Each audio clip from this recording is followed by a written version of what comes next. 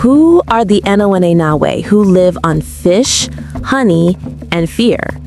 Today, Ben, we are diving into a story that frankly sounds like a fantasy novel, but it is intensely, tragically real.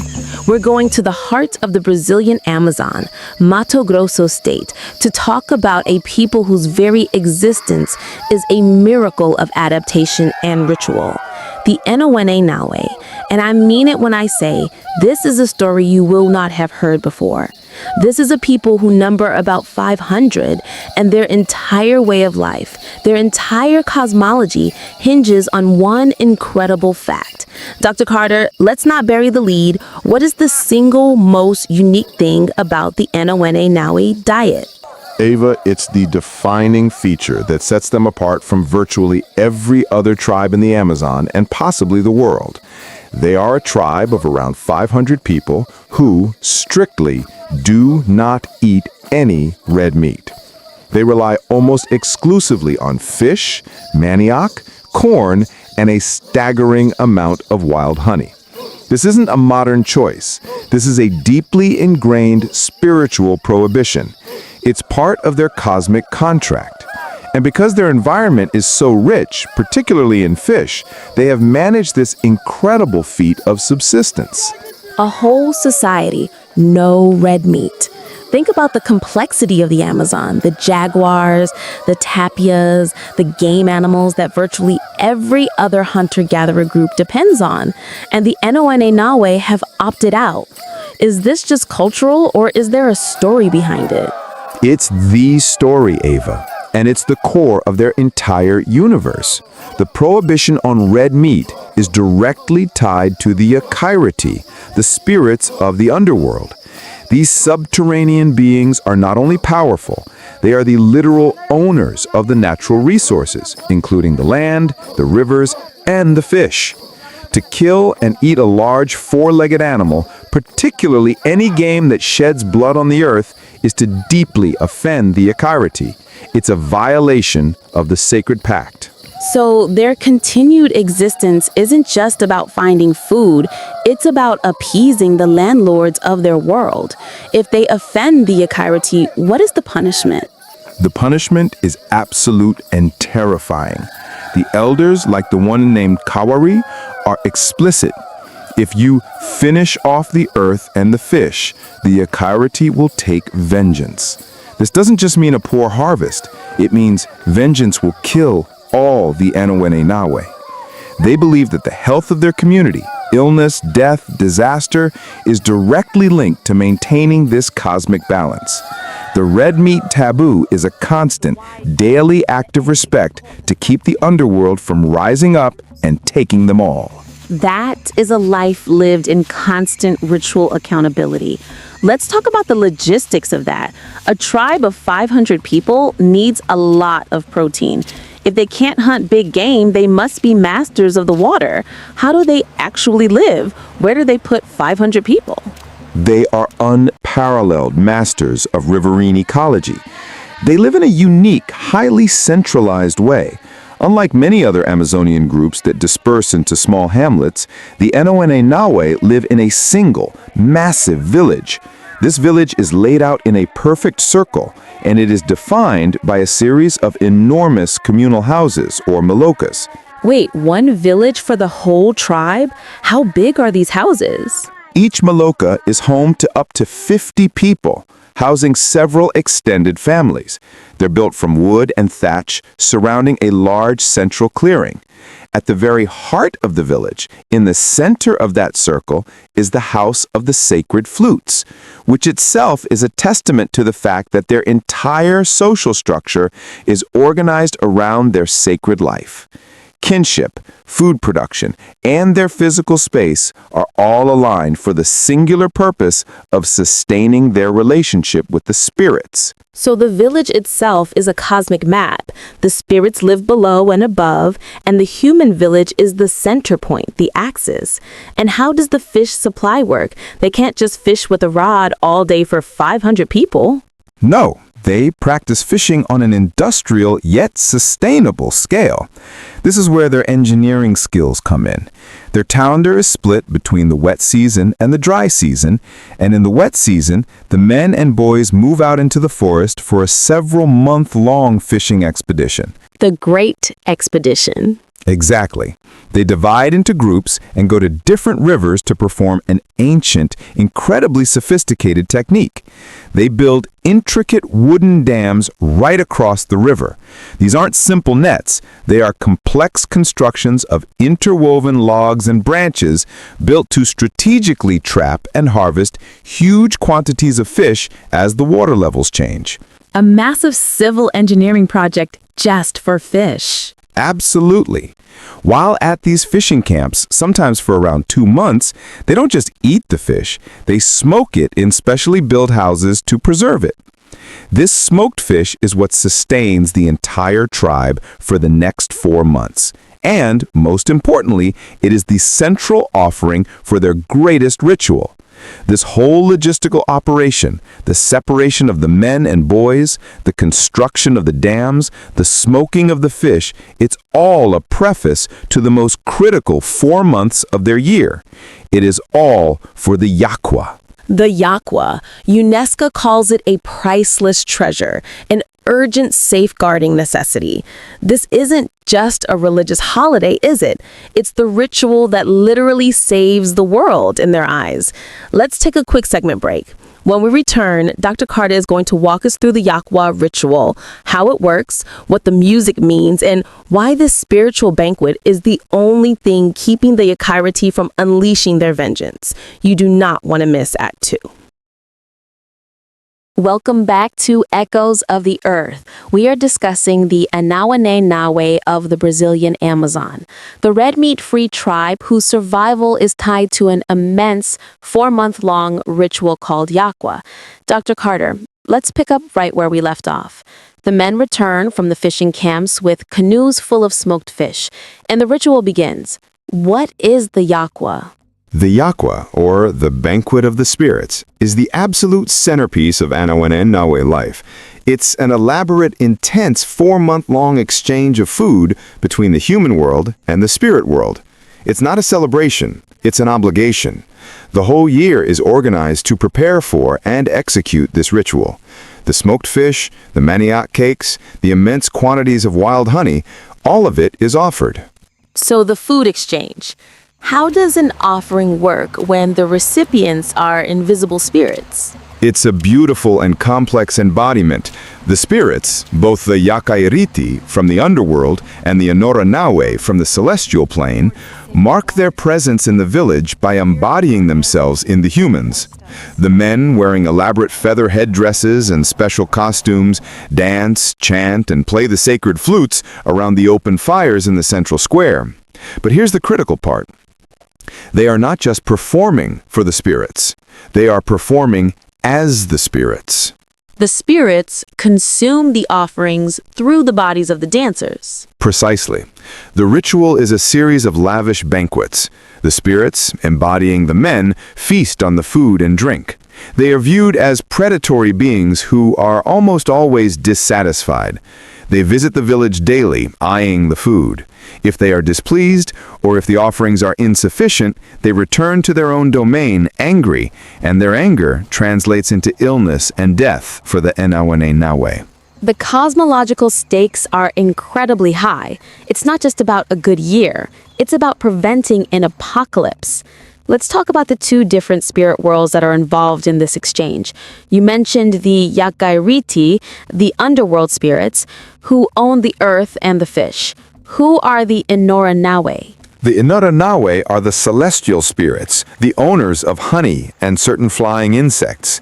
The Enawenê-Nawei believe they live on the upper level of the universe and accompany them on fishing and gathering trips, providing protection from the dangers of the outside world. The ritual recognizes both groups. And this is reflected in the food, the salt and the honey. Yes, the 2 food items are cosmologically complementary.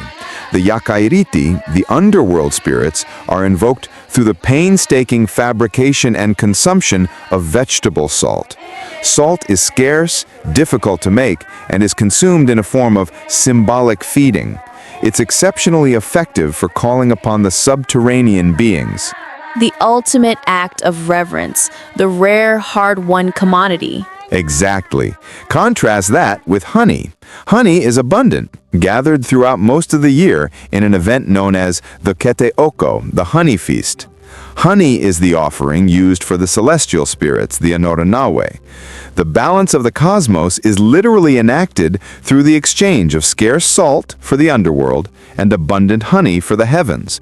And the entire 4-month ritual is a dense mixture of music, chanting, and ecological practice. The fishing operation and the ritual are inseparable. The flutes are central to this, right? The very heart of the village holds the house of the sacred flutes. The music is critical. They use a wide variety of flutes and rattles made from bamboo and gourds.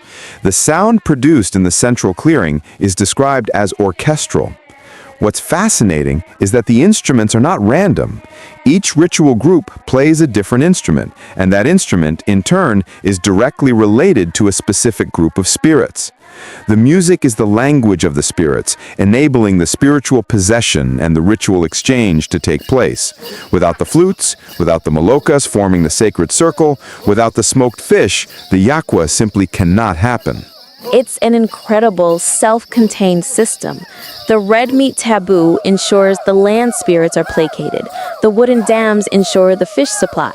The smoked fish provides the offering. The flutes provide the channel. The honey and salt balance the cosmos. It's a perfect 4-month-long engine of cosmic stability. It is, and that's why the sheer fragility of it is so terrifying. The Enawenê-Nawê were first contacted in 1974. At that time, they numbered just 97 individuals. They've grown to about 500 today, which is a demographic success story. But for decades, this small, self-contained world operated in a fragile harmony. They circulated widely, using their territory for agriculture, fishing, and gathering. Their political and social life is focused on one thing: maintaining balance and harmony with nature and the spirit world. And that harmony has been absolutely shattered. The sophistication of the Yakqua, the depth of the cosmology, the sheer engineering feat of their fishing camps, all of it is on the verge of total collapse. This brings us to Act 3. The Enawenê-Nawê have been targeted by two of the most destructive forces in the modern Amazon. Dr. Carter, can you tee up the coming conflict for us? The conflict is existential, Aver. Imagine building your entire existence around the abundance of fish in a river, and then a powerful political entity plans to put a massive industrial complex upstream. The threats facing the Enawenê-Nawê come from two sides: the industrial giants building hydroelectric dams, and the agricultural frontier, the cattle ranchers invading their most sacred land. For a people whose survival is based on an unbroken spiritual pact with the river and the land, this modern assault is a death sentence. We'll break down the specifics of the 80 planned dams and the invasion of the sacred Rio Preto area after the break. We're back, and the tone of this conversation is about to shift from wonder to raw, urgent outrage. Dr. Carter, let's talk about the existential crisis facing the Enawenê-Nawê. The state government of Mato Grosso planned a massive complex of hydroelectric dams in the Juruena River basin, right upriver from the tribe's territory. How many dams were initially planned, and what did the tribe fear?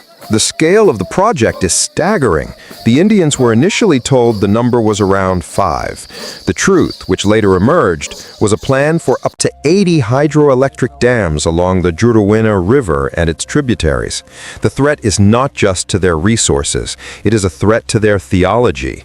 Their fear, articulated clearly with twofold: water pollution and the destruction of the fish. If the fish die, the Yaqua ritual cannot be performed.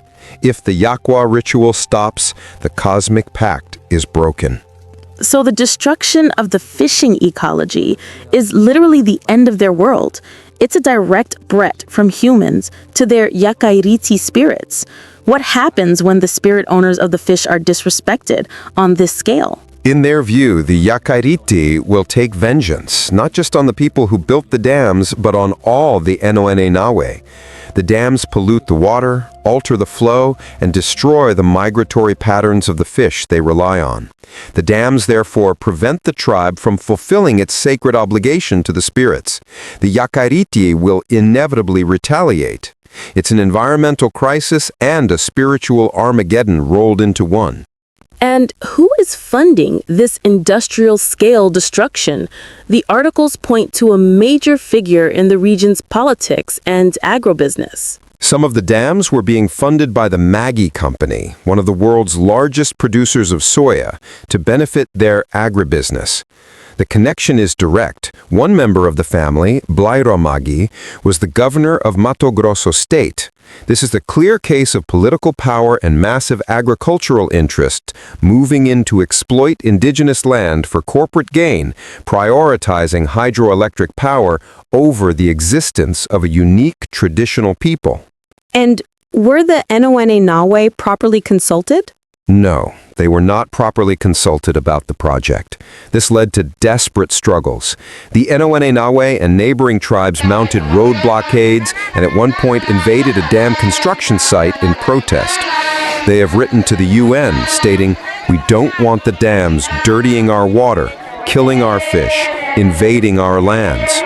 The response from the authorities has often been to simply overturn court-ordered suspensions and continue construction swiftly, leaving the tribe feeling, as they put it, very sad and tired of their concerns falling on deaf ears. The dams are one side of the coin, the industrial threat. The other side is the slow, agonizing death of their most important territory, the Rio Preto area, which they call Adowina. Why is Adowina so crucial, and what is happening there? The Adowina, or Rio Preto area, is the heart of their ecological and spiritual occupation. It's where they build the majority of their fishing camps and the sophisticated wooden dams to trap and smoke fish during the wet season. Critically, it is also where many important spirits live. Even though their primary indigenous land was officially recognized in 1996, the Adowina area was crucially left out of the official demarcation. A massive bureaucratic failure, leaving a sacred, vital area unprotected. And the ranchers moved in immediately. The area is now being invaded by cattle ranchers who are cutting down the forest to create cattle pasture. The deforestation has a cascading effect. It destroys the ecosystem, which impacts the fish, and it pollutes the water. But the direct conflict is more brutal. The ranchers have burned down the Indians' fishing camps and threatened violence if they rebuild their wooden dams.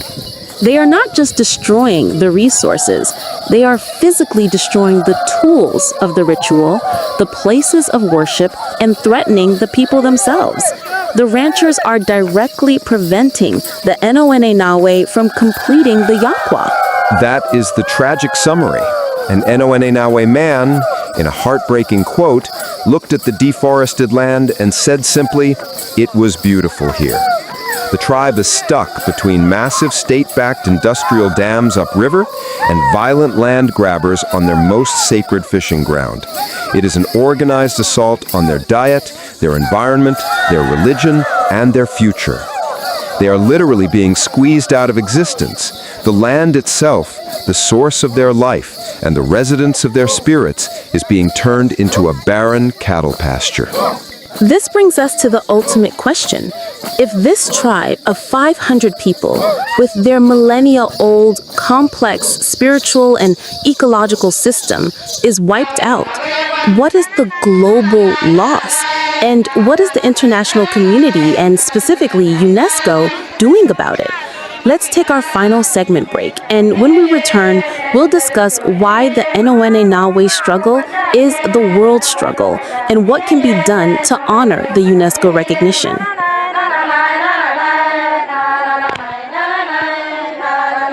Welcome back to the final act of our deep dive into the Enawenê-Nawê.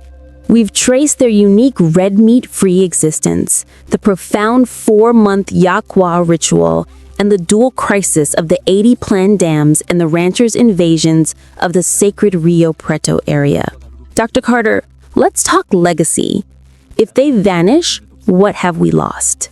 We have lost an irreplaceable piece of human heritage and an essential library of ecological knowledge. The Enawenê-Nawê represent a perfect example of what happens when a cosmology and an ecology become a single, coherent system. They aren't just a tribe that practices a religion. They are a living demonstration that you can achieve massive-scale, non-red meat subsistence through sophisticated, seasonal, riverine engineering. Their system of building the large wooden dams and preserving the fish, their use of vegetable salt and wild honey as complementary ritual objects, this is sophisticated knowledge that we, the modern world, are allowing to be extinguished by beef and energy production. They are a living counterexample to the idea that humans must be destructive. They have achieved balance, and we are punishing them for it. And the international community recognized the gravity of the loss. In 2011, UNESCO recognized the Yãkwa Ritual as an intangible cultural heritage of humanity in urgent need of safeguarding. This is a massive stamp of approval, an acknowledgement that the ritual is not just of local importance, but of global significance. The ritual itself, however, has been under physical threat. In some years, the tribe has encountered drastically low fish stocks, directly impacting the ceremony. The fishing ritual has at times had to be brought to a halt. The UNESCO recognition is meaningless if the rivers are poisoned and the fish are gone. You can't safeguard a ritual without safeguarding its essential ingredients. And those ingredients are fish. Let's look at the political strategy of the tribe. They have been active. They have protested. What exactly are their demands right now? And what's the immediate tangible action that outside organizations like Survival International are trying to support? They have two very clear, non-negotiable demands that address both crises. 1. Suspend the dam project.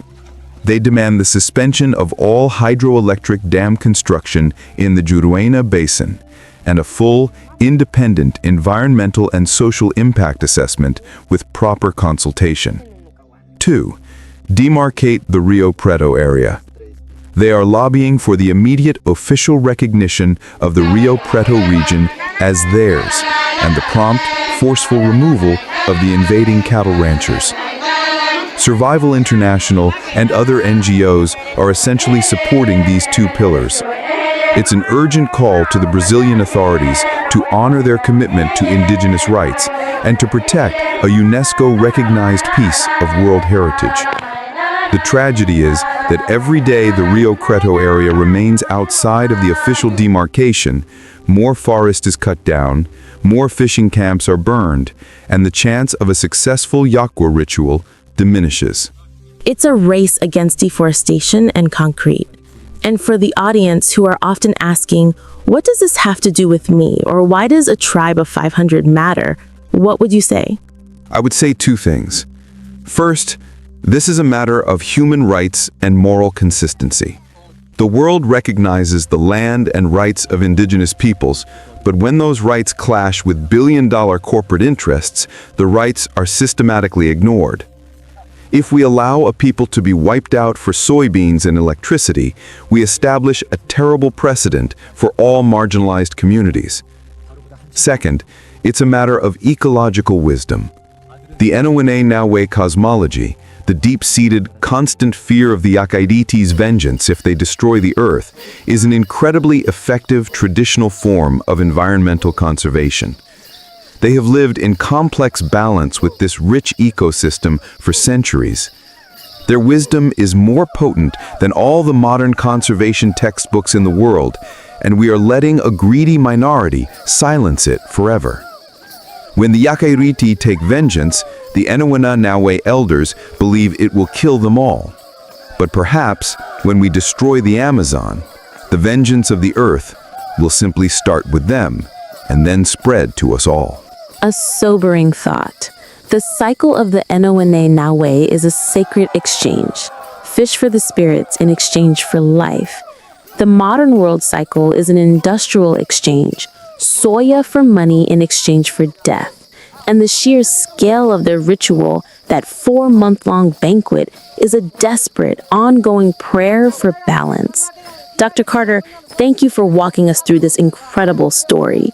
The complexity of the Yakqua, the sophistication of the wooden dams, the pure terror of the Yakariti's vengeance, and the sheer audacity of the threats they face, it's a story we need to share. We have included links in the description to Survival International and other organizations supporting the Enawenê-Nawê. Please share this conversation, educate yourself, and support the fight to save the Enawenê-Nawê, their ritual, and their river. My pleasure, Ava. It's a fight the world cannot afford to lose. That's it for this week's Echoes of the Earth. Until next time, stay engaged, stay informed, and always ask, whose echo are we missing? Leave your comment in the comment section, and please don't forget to like, subscribe, and share. It helps us a lot.